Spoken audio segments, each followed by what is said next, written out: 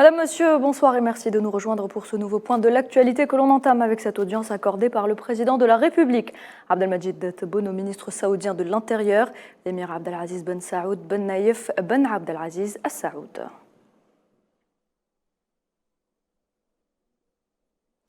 La valeur des réserves de change algériennes a dépassé les 60 milliards de dollars, soit près d'un an et demi d'importation de biens et de services. C'est ce qu'a annoncé ce lundi le gouverneur de la Banque d'Algérie. C'était à l'occasion de l'ouverture des travaux de la conférence sur les défis futurs des banques centrales à Alger. Toujours en Algérie, les travaux de la 3e conférence des ministres et dirigeants responsables de l'enseignement et de la formation technique et professionnelle dans le monde arabe ont débuté ce lundi au Centre international des conférences Abdelatif Rahal. Cette rencontre tend à mettre en place un plan de développement global du secteur de l'enseignement et de la formation technique et professionnelle dans le monde arabe et à promouvoir les expériences nationales dans ce domaine.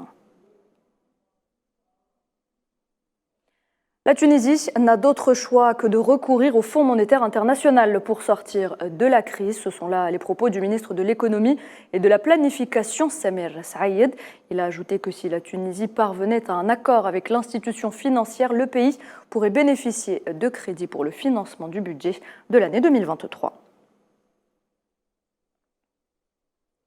Ce matin, les forces de l'occupation sioniste ont fait irruption dans de nombreuses maisons palestiniennes en Cisjordanie occupées et arrêté au moins 14 personnes, dont un père et son fils.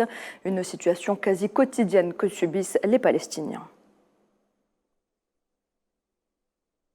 L'entité sioniste ne s'arrête pas là. Ce matin également, des dizaines de colons ont pris d'assaut la mosquée Al-Aqsa sous la haute protection de la police sioniste. Une délégation du gouvernement éthiopien est arrivée ce lundi dans la région du Tigré pour superviser l'application des principaux points de l'accord de paix. Il s'agit de la première visite officielle après 2 ans de conflit meurtrier. Elle intervient 2 mois après l'accord de paix signé entre les autorités éthiopiennes et les rebelles tigréens.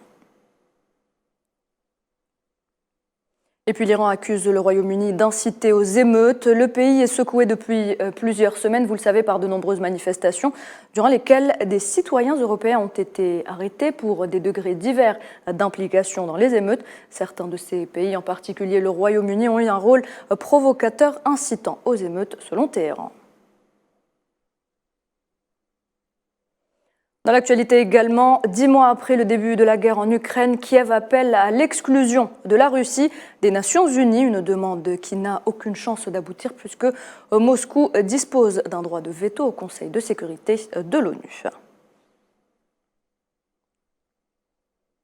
Pendant ce temps, le président russe Vladimir Poutine rencontre les dirigeants de la communauté des États indépendants, dont le Premier ministre arménien, le président azerbaïdjanais ainsi que le président du Bélarus, Alexandre Loukachenko. C'est lors d'une réunion informelle tenue à Saint-Pétersbourg.